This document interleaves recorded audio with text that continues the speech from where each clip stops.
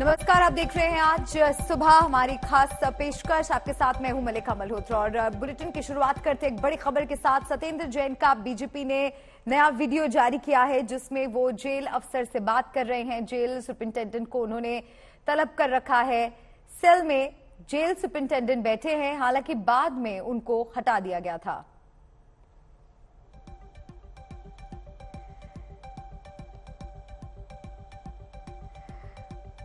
तो बीजेपी ने जारी किया है सत्येंद्र जैन का एक नया वीडियो। आज तक इस वीडियो की पुष्टि नहीं करता। ये वीडियो हम आपको दिखा रहे हैं। आप देख सकते हैं कैसे जेल सुपरिंटेंडेंट उनके सामने बैठा हुआ नजर आ रहा है। बीजेपी ने ये वीडियो जारी किया है और लो जी नया वीडियो ईमानदार मंत्री का, ये बीजेपी की तरफ से कहा गया है। जैन को दो वीडियोस पहले भी बीजेपी जारी कर चुकी है। बीजेपी ने अभी एक नया वीडियो जारी किया है। तो तिहाड़ में सत्येंद्र जैन का ये नया वीडियो और बीजेपी ने इस वीडियो को जारी करते हुए कई सवाल उठाए हैं। एमसीडी चुनाव के चलते बीजेपी ने आपके मंत्री सत्येंद्र जैन का एक और वीडियो जारी किया है। वीडियो में मंत्री के सामने जेल सुपरिंटेंडेंट की हाजिरी लगी है। वीडियो में दोनों एक दूसरे से बात करते नजर आ रहे हैं। तो ये एक और वीडियो बीजेपी की तरफ से जारी किया गया है।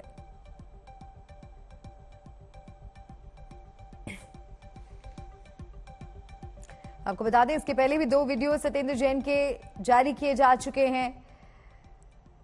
तिहाड़ में बंद दिल्ली सरकार के मंत्री सत्येंद्र जैन को जेल में विशेष आहार दिए जाने के मामले पर भी कई सवाल उठे। ये मामला कोर्ट में भी चल रहा है, हालांकि फैसला एक बार फिर टल गया। लेकिन याचिका सत्येंद्र जैन की तरफ से इस पूरे मामले में भी जारी की गई है, दायर की गई है कि ये वीडियोस आखिर कैसे लीक हो रहे हैं, क्योंकि ये लगातार तीसरा वीडियो है जो सामने आया है। पहले वीडियो में सत्येंद्र जैन एक शख्स से मालिश लेते हुए नजर आए थे और बाद में जब उस कैदी का बैकग्राउंड चेक हुआ तो मालूम चला कि वो एक अपराधी है जो कि पॉक्सो एक्ट में वहां पर बंद है। हिमांशु मिश्रा मेरे सहयोगी जुड़ गए हमारे साथ। हिमांशु, ये नया वीडियो सामने आया है, जेल सुपरिंटेंडेंट की हाजिरी का वीडियो। अब इसके बाद सियासत तेज होती हुई नजर आएगी।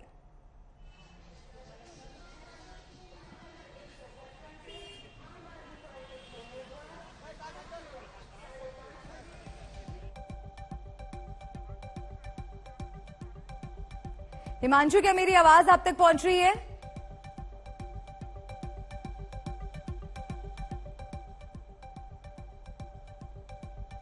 हिमांशु मिश्रा मेरे सहयोगी, एक बार फिर से हम उनसे संपर्क करने की कोशिश करेंगे।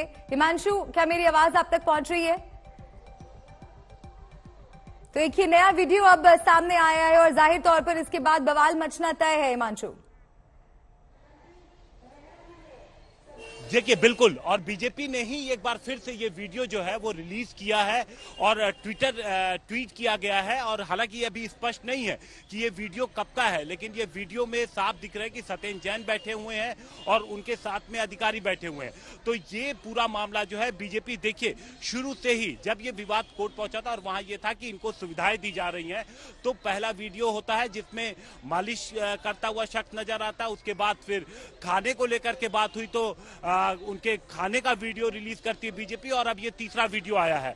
और हर बार हम ये देखते हैं कि आम आदमी पार्टी सत्येंद्र जैन के बचाव में आती है। पहली बार कहा गया उनकी तबीयत ठीक नहीं है, फिर ये बोला गया कि चूंकि वो मंदिर जाने के बाद ही कोई भोजन लेते हैं और चूंकि वो मंदिर नहीं जा पा रहे इसलिए वो फलाहार पे हैं।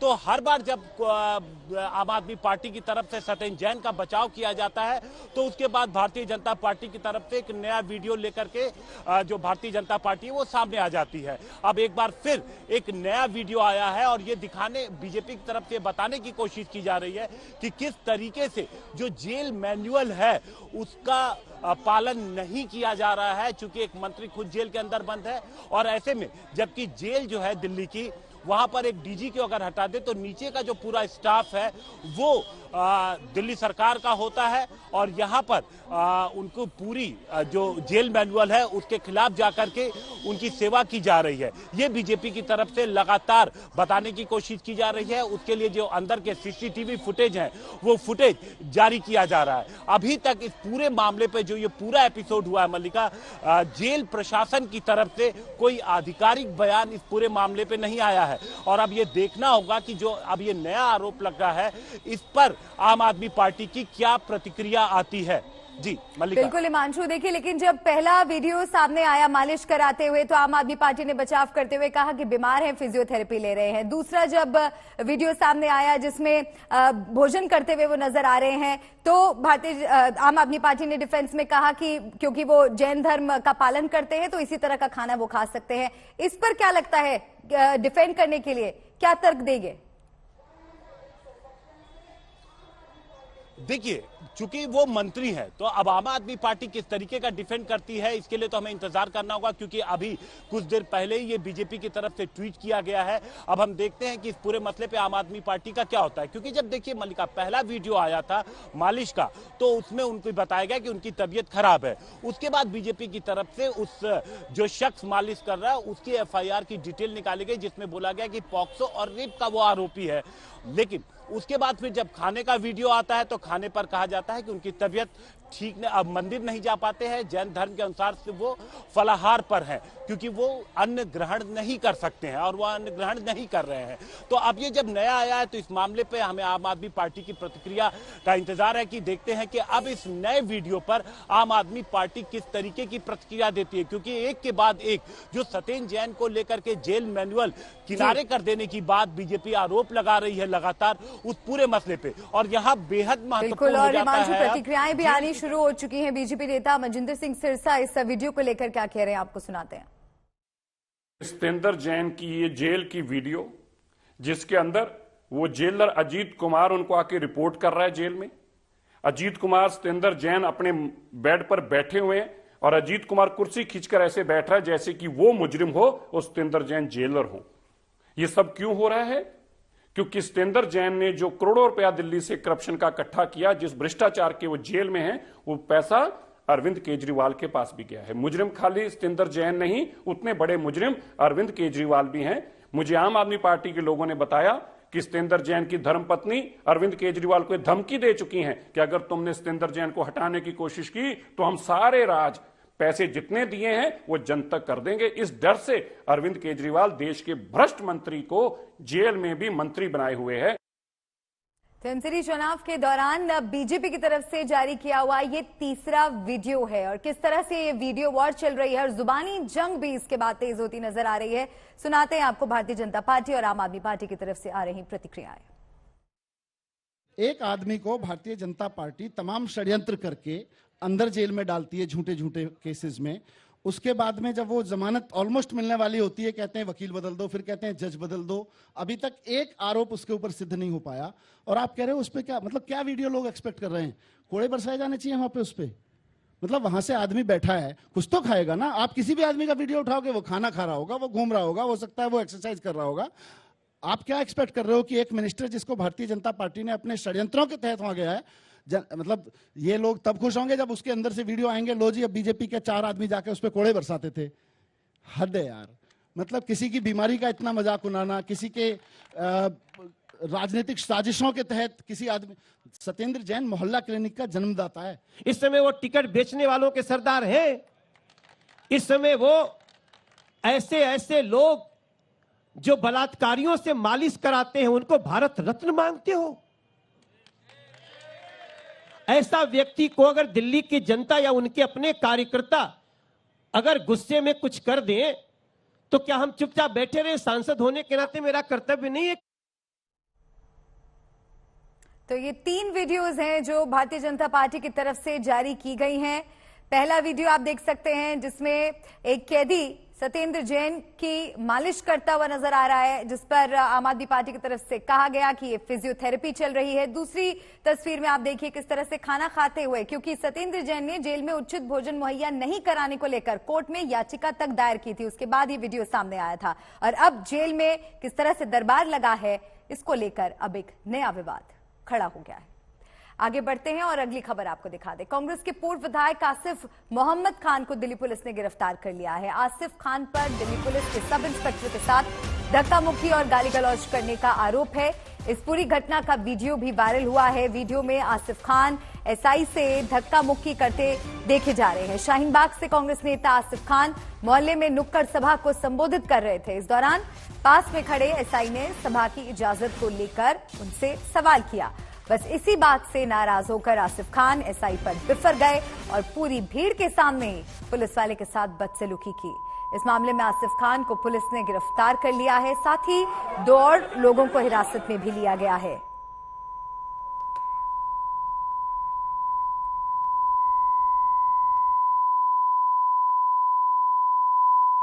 और वो बेचारे के खिलाफ रुक जाइए सर, ऐसे अलाउ चल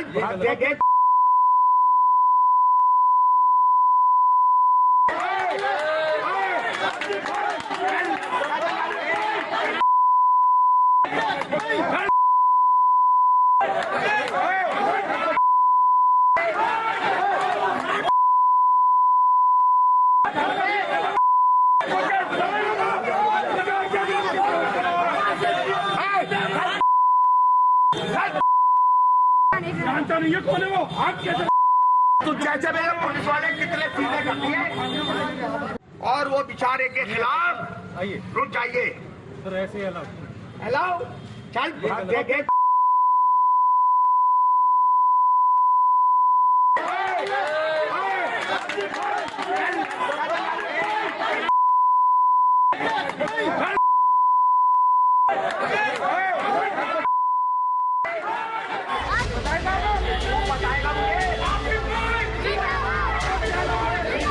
शाहीन बाग का ये नेता दबंगई करता है।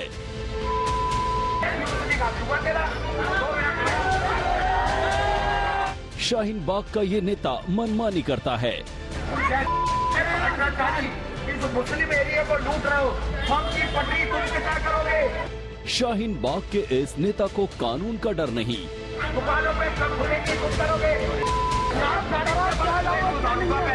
ये नेता मुस्लिम एरिया वाली राजनीति करता है। और वो बेचारे के खिलाफ रुक जाइए सर, ऐसे अलाउ चल शाहीन बाग के इन नेता का नाम आसिफ खान है। वही आसिफ जो ओखला से 2 बार कांग्रेस के विधायक तो रह चुके हैं, लेकिन विवादों से इनका पुराना नाता है। इतना मारा खून खान कर दिया और खाने गया भागे। सरकारी कर्मचारियों से बदसलूकी का जिनका पुराना रिकॉर्ड है।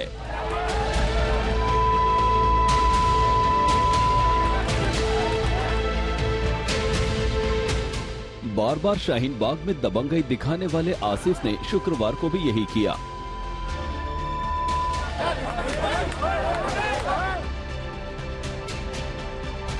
बेटी अरीबा के लिए आसिफ बिना किसी इजाजत के लिए चुनावी नुक्कड़ सभा कर रहे थे और जब पुलिस ने बिना इजाजत सभा करने पर टोका तो आसिफ पुलिस से उलझ गए।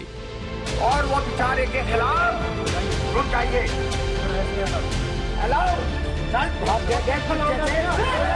पुलिस के खिलाफ ऐसी धमकी वाली भाषा का इस्तेमाल किया जिसको हम आपको सुनवा भी नहीं सकते। आसिफ के समर्थक तो पुलिस के साथ मारपीट पर उतर आए।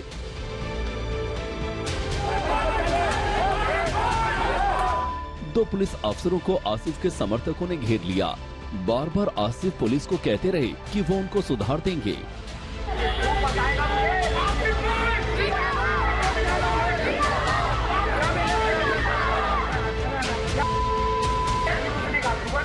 आसिफ यही नहीं रुके, सियासत का निचला पायदान पकड़ते हुए आसिफ ने मामले को धार्मिक रंग देने की भी कोशिश की। आसिफ ने कहा कि पुलिस वाले मुस्लिम इलाके को लूट रहे हैं। मुस्लिम एरिया को लूट रहे हो, हम की पटरी तुम क्या करोगे, दुकानों पे कब खुलेगी तुम करोगे। आसिफ और उनके समर्थक पुलिस वालों को धमकाते रहे। काफी देर तक ये बवाल चलता रहा।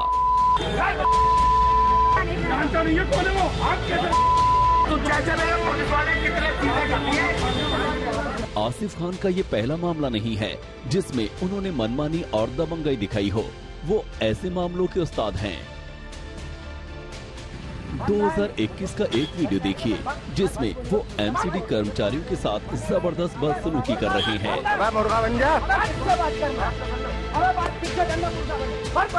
आसिफ को उनके किए की सजा मिलेगी। बार बार पुलिस उनसे पूछताछ करती रही है, लेकिन उनकी दबंगई और मनमानी है कि रुकती नहीं।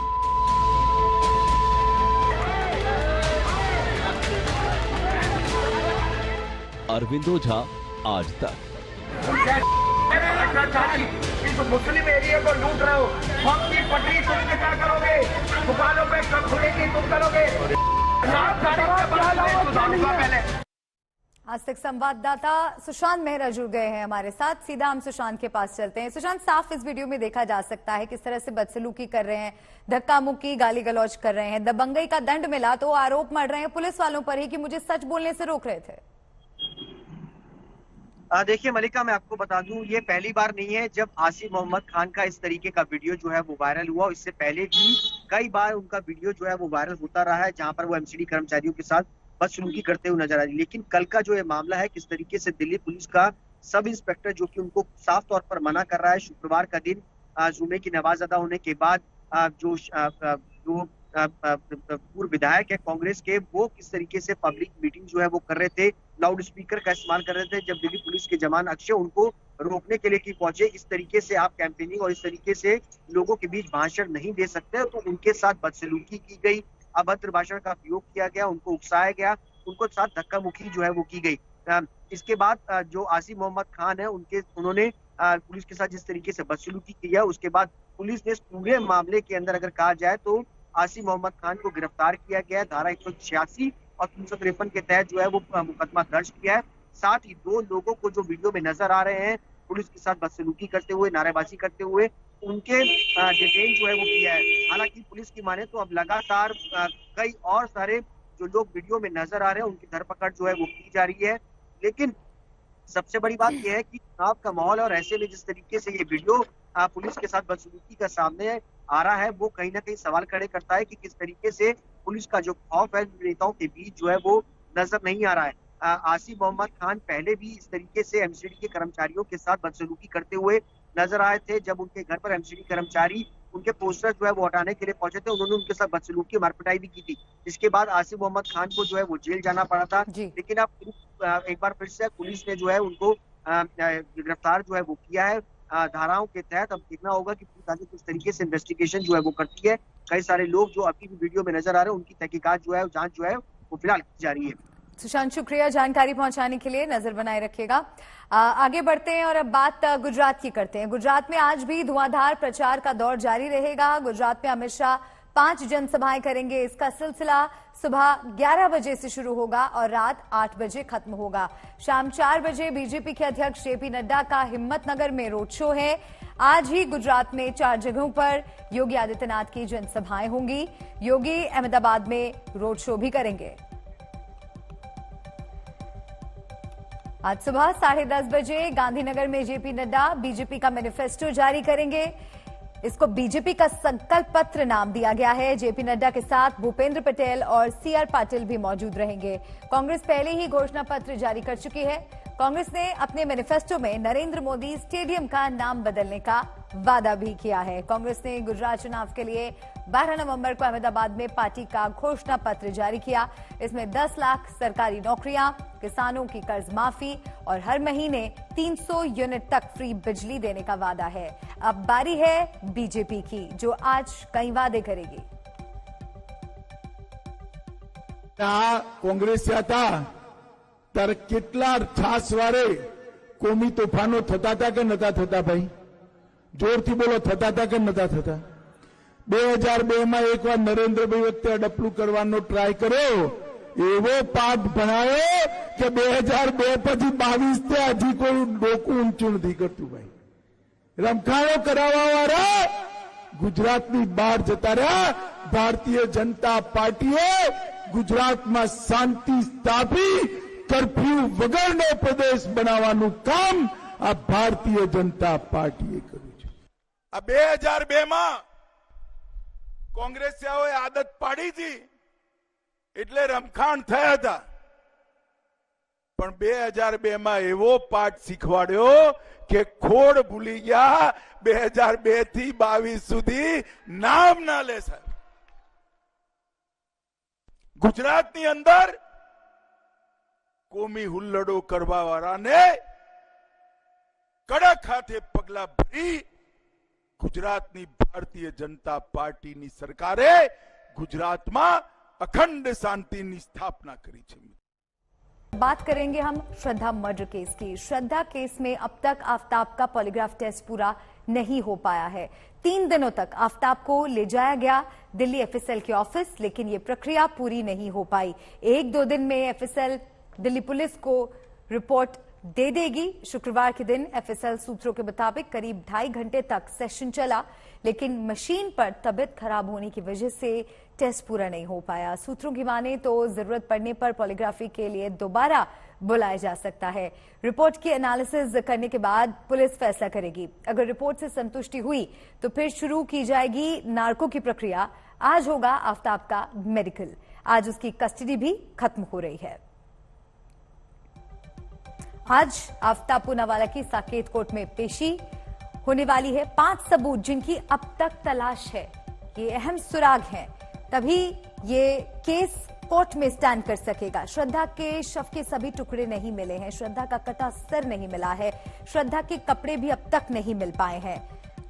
कत्ल में इस्तेमाल आरी भी अब तक पुलिस को नहीं मिल पाई है. और श्रद्धा का मोबाइल भी अभी तक नहीं मिल पाया है. तो अभी तक आफ्ताब पूनावाला से तमाम वो सुराग नहीं मिल पाए हैं जिनकी जरूरत है इस केस को और स्ट्रांग बनाने के लिए. आज साकेत कोर्ट में आफ्ताब पूनावाला की पेशी होनी है. पॉलीग्राफी टेस्ट उसकी खराब तबीयत की वजह से पूरा नहीं हो पाया. सच सामने आना अभी बाकी है.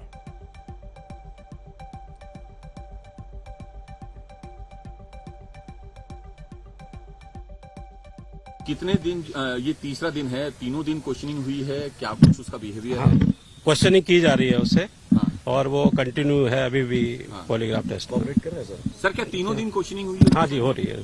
तीनों दिन हुई है? हो रही है तीनों दिन. सर आज खत्म होगा या फिर देखिए, आज भी खत्म हो सकता है. और बाय द वे अगर आज खत्म नहीं होता तो हमारी जो डायरेक्टर मैडम है उनके आदेश है कि हम कल भी करेंगे. सर व्यवहार को लेकर, व्यवहार ठीक होता है तभी ये पॉलीग्राफ टेस्ट किया जाता है. ऑर्डर नहीं है इस मैटर पर, तो जब ओरल सबमिशन था, जब तक वो ऑफिस ऑर्डर नहीं होगी इसकी कोई रिलेवेंसी नहीं है. कि ऑन किस ग्राउंड पे उन्होंने ये ओरल चीज बोली थी? क्या जज ने उन्हें कुछ पूछा था? जज ने पूछा था कि आपने कुछ क्यों ऐसा हुआ. बोला सर ऐसा सिर्फ प्रोवोकेशन, मुझे बस प्रोवोकेशन के बाद फिर बात वो कुछ चेंज हो गई. बस प्रोवोकेशन एक वर्ड का यूज हुआ था. लेकिन अभी तक आफ्ताब आप कह रहे हो कि क्राइम को एडमिट नहीं किया, एडमिशन नहीं हुआ. ऐसा कुछ एडमिट नहीं है, कोई कन्फेस नहीं किया है उसने. बस ये एक रूमर फैलाई जा रही है कि उसने कन्फेस कर लिया. ऐसा कोई कन्फेशन नहीं है. सिर्फ वर्बल कन्फेशन है. वर्बल भी नहीं कहा जा सकता है. लेकिन अगर वो कह रहे हैं, मिस कन्फेशन का मतलब है कि मैंने मार दिया उसको. ऐसा कुछ नहीं कहा कि मैंने मार दिया.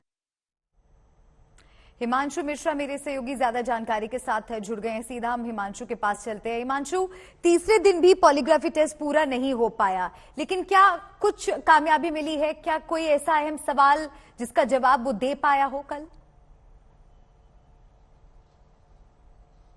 देखिए, लगातार कोशिश की जा रही थी उसका पॉलीग्राफी टेस्ट करने की, लेकिन कल उसे मशीन पर नहीं बिठाया जा सका. सूत्रों से जो हमारी बात हुई है एफएसएल की, उनका कहना था कि कल उसे पॉलीग्राफी टेस्ट के लिए मशीन पे नहीं बिठाया गया. हालांकि 2-2.5 घंटे तक उसका सेशन जरूर चला. तो वो कितना काउंट होगा ये जब रिपोर्ट बनती है तो उसके बाद क्लियर होगा. 1-2 दिन में जो अब तक पॉलीग्राफी टेस्ट पूरा हुआ है वो रिपोर्ट दिल्ली पुलिस को सौंप दी जाएगी और एक उम्मीद लगाकर यहां दिल्ली पुलिस बैठी है कि जब वो रिपोर्ट उसके हाथ आएगी। हालांकि जिस तरीके से ये प्रक्रिया चल रही थी उसके साथ साथ दिल्ली पुलिस को इंफॉर्मेशन भी थी। अब ये देखना होगा कि जब कंप्लीट रिपोर्ट दिल्ली पुलिस को मिलती है तो उसको इससे क्या फायदा मिलता है। और ये जो पूरी प्रक्रिया है मल्लिका, ये पॉलीग्राफी के बाद नार्को की भी है। जब पॉलीग्राफी टेस्ट को जब फाइनल रिपोर्ट बनेगी तो उसके बाद ये तय किया जाएगा कि हाँ ये पॉलीग्राफी पूरा हुआ या अभी इसमें एक सेशन की और जरूरत है। और जब पॉलीग्राफी टेस्ट को पूरा मान लिया जाएगा या अगर जरूरत पड़ती है दूसरा सेशन लिया जाता है तो उसके बाद नार्को की प्रक्रिया शुरू की जाएगी। दिल्ली पुलिस लगातार यही कोशिश चाह रही है कि उसे ये जो पूरी साइंटिफिक प्रक्रिया अपनाई जा रही है इससे उसकी जांच में मदद मिले, क्योंकि लगातार दिल्ली पुलिस की टीम देखिए दिल्ली के अलावा 4 राज्यों में सबूतों की तलाश में घूम रही है। महाराष्ट्र है, हरियाणा का गुड़गांव है, उत्तराखंड और हिमाचल प्रदेश। इन सभी जगहों से पुलिस को कुछ सबूत मिले हैं, लेकिन वो ज्यादातर सर्कमस्टेंशियल एविडेंसेस हैं जिनको कंपाइल करके कोशिश की जा रही है कि पूछताछ से उसे कुछ ऐसी दिशा मिले जो ये सारे सबूत मिले हैं उनकी कड़ियों को, उनकी मिसिंग लिंक्स को जोड़ा जा सके। यही दिल्ली पुलिस की तरफ से लगातार कोशिश है, क्योंकि जो महत्वपूर्ण चीजें हैं वो अभी तक मिसिंग हैं और उन्हीं की तलाश में पुलिस जुटी हुई है। क्योंकि ये देखिए, या तो वो सारी चीजें जिनकी तलाश में पुलिस जुटी हुई है एक वो मिल जाए और दूसरा जो फॉरेंसिक एविडेंसेस है वो प्रूफ हो जाए। जी हिमांशु बने रहिए आप, मैं लौटूंगी आपके पास और जानकारी हम आपसे लेंगे। श्रद्धा एक हंसती खेलती बोल्ड लड़की जो अपनी जिंदगी के हर लम्हे को जीना चाहती थी। प्यार, नफरत, मर्डर के जाल में ऐसी उलझी कि 35 टुकड़ों में बट गई। आज हर टुकड़ा इंसाफ की गुहार लगा रहा है। श्रद्धा हत्याकांड का राज तमाम सवालों में दबा हुआ है। वो सवाल जो पिछले 15 दिन से पुलिस तलाशने की कोशिश कर रही है, लेकिन 2 और 2 4 नहीं कर पा रही है। आफताब के जवाब में उलझी पुलिस फिल्म दृश्यम की तरह ही अंधेरी गलियों में सबूतों की खातिर खाक छान रही है।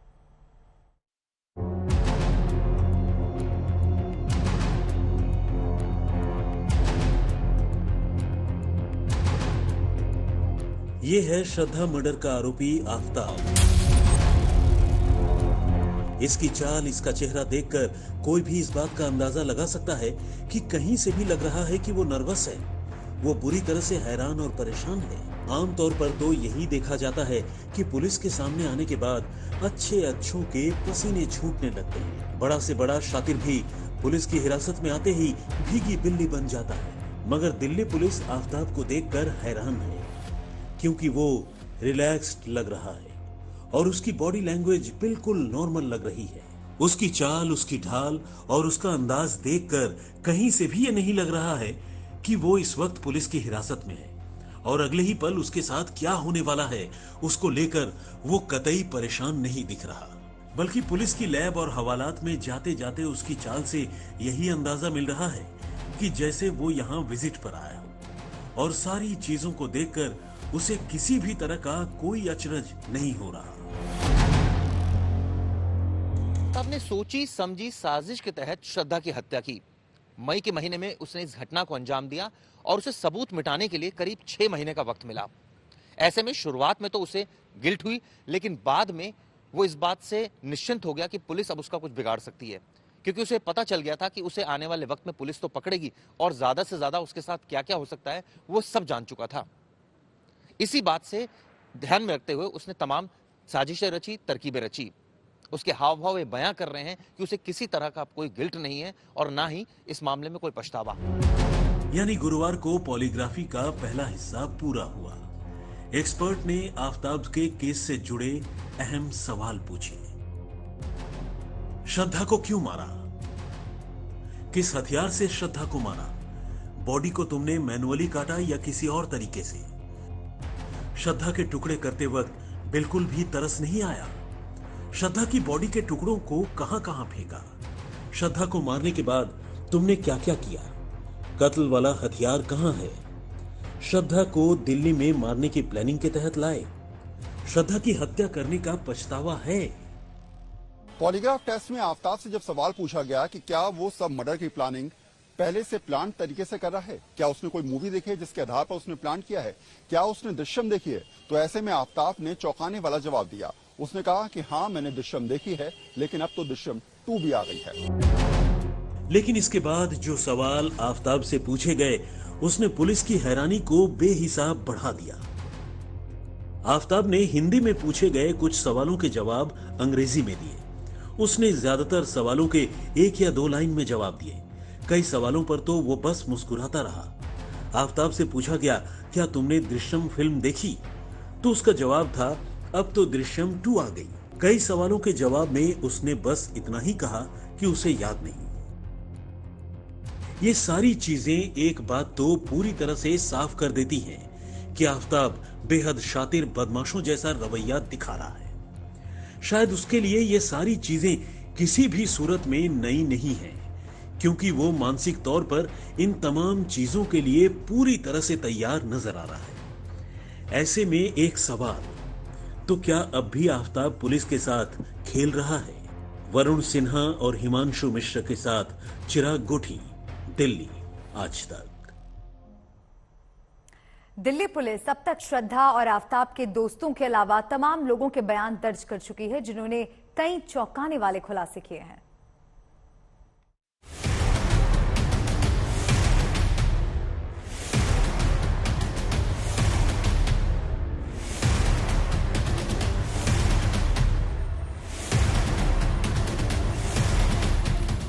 श्रद्धा मर्डर केस में अब तक का सबसे बड़ा खुलासा।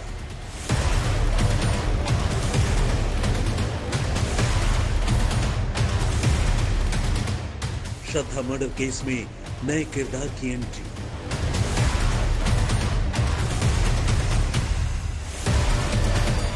श्रद्धा हत्याकांड में बद्री पर आज तक की तहकीकात।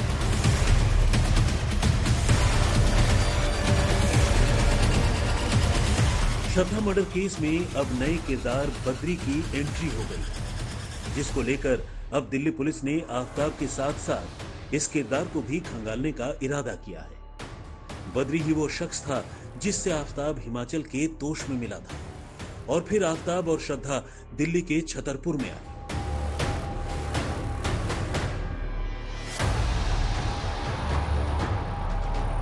छतरपुर इलाके में उन जंगलों के पास बद्री का फ्लैट है, जहां आफताब ने श्रद्धा की लाश के टुकड़ों को फेंकने की बात पुलिस के सामने कबूल की थी।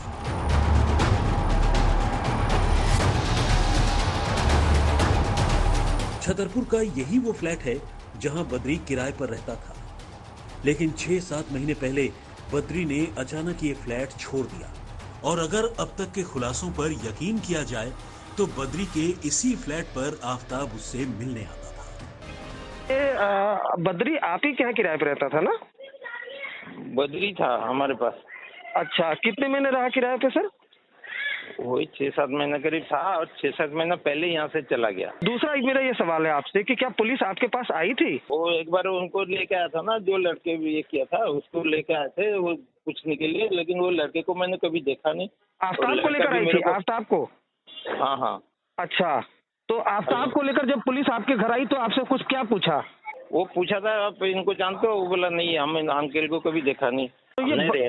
हमने बद्री को दिया था रेंट पे। अब वो लोग का दोस्त आ रहा है क्या, कौन आ रहा है नहीं आ रहा है, हमें क्या मालूम। दिल्ली पुलिस आफताब को लेकर इस मकान पर आई थी। श्रद्धा हत्याकांड में एक इम्पोर्टेंट किरदार है बद्री, जिससे लगातार दिल्ली पुलिस की टीम पूछताछ कर रही है। अगर आप देखें तो वो सामने की तरफ जंगल है जहां पर आफताब श्रद्धा की लाश के टुकड़े फेंकता था, और ठीक जो जंगल है उसके सामने ये गली जहां इस वक्त हम मौजूद हैं, इस गली में इसी मकान में जो बद्री है वो रहता था। मकान मालिक ने कहा कि बद्री पहले यहाँ रहता था, लेकिन 6-7 महीने पहले कमरा छोड़कर चला गया। शायद वो मई का ही महीना था। बद्री क्या यहाँ पर रहता था? जी, यहीं पे रहता था। तो पुलिस आई थी क्या यहाँ पर? मकान मालिक से बात हुई थी, एक बार बीच में आकर के गए हैं यहाँ पे। अच्छा, तो क्या मतलब क्या बद्री काम क्या करता था, किसी कहीं कुछ जानकारी? जॉब करता था कहीं पर। अच्छा जी। तो अब यहाँ नहीं रहता बद्री? अब नहीं रहता यहाँ, तो बहुत गए हुए बहुत टाइम हो गया उसको। तो क्या ये महज इत्तेफाक है या फिर श्रद्धा मर्डर केस में ये सब कुछ किसी सोची समझी साजिश का हिस्सा है? अब पुलिस को इन्हीं तमाम बिखरी हुई कड़ियों को समेटकर उन्हें एक कहानी की तरफ पिरोना है। काम बेहद मुश्किल है और वक्त बहुत कम। आज तक ब्यूरो। श्रद्धा के हत्यारे आफ्ताब का शातिर दिमाग पुलिस को गच्चा दे रहा है। करीब 14 दिन बीत गए लेकिन पुलिस के पास कोई खास सबूत नहीं है। राज छिपाने के लिए आफ्ताब ने कई ऐसे जाल बुने हैं कि दिल्ली पुलिस के भी होश उड़ चुके हैं।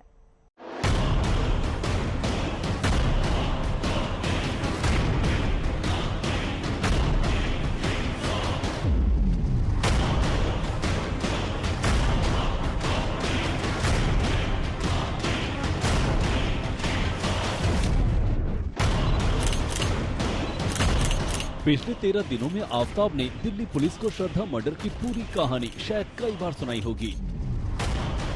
पुलिस की कई टीमों ने श्रद्धा के कत्ल से जुड़े सवालों को न जाने कितनी बार घुमा फिरा कर पूछा हो।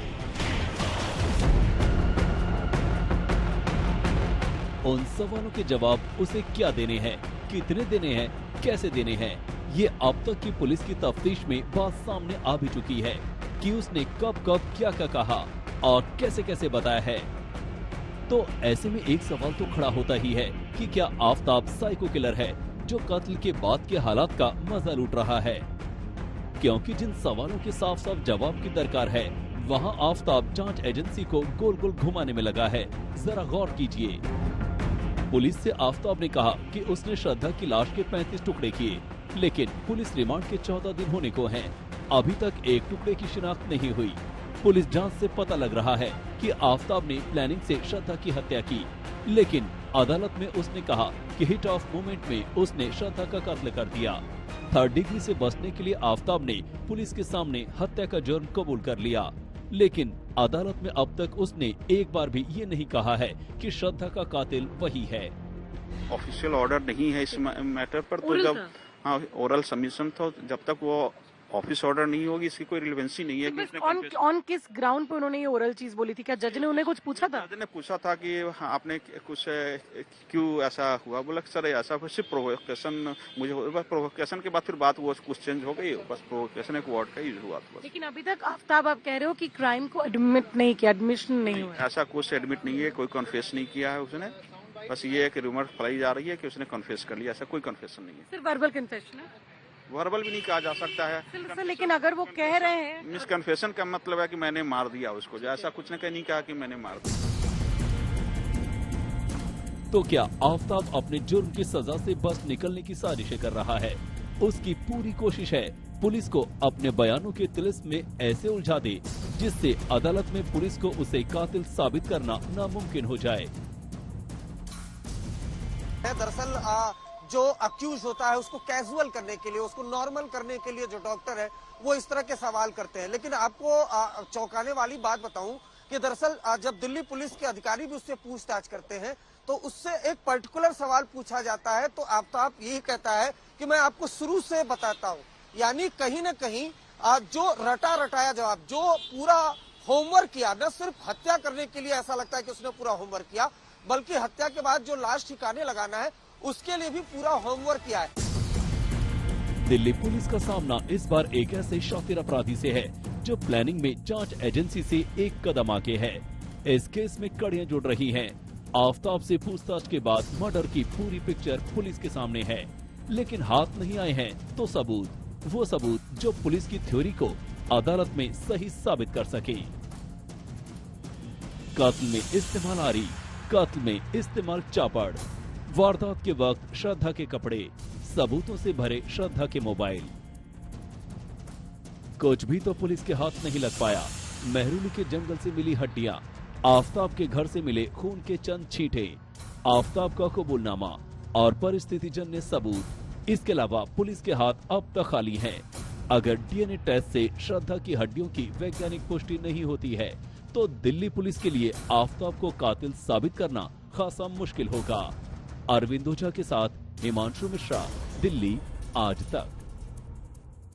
श्रद्धा मर्डर केस की गुत्थी सुलझाने के लिए पुलिस तमाम कवायदें कर तो रही है, लेकिन अभी तक ये केस अनसुलझा है। मसलन आफ्ताब की बॉडी लैंग्वेज को देखकर कहीं से भी ये नहीं लग रहा है कि वो पुलिस के सामने तनिक भी परेशान है या घबरा रहा है, बल्कि उसके इस हाव भाव ने पुलिस के माथे पर जरूर बल और गहरे कर दिए हैं।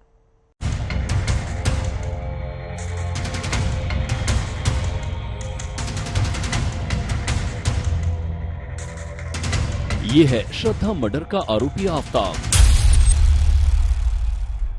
इसकी चाल, इसका चेहरा देखकर कोई भी इस बात का अंदाजा लगा सकता है कि कहीं से भी लग रहा है कि वो नर्वस है, वो बुरी तरह से हैरान और परेशान है।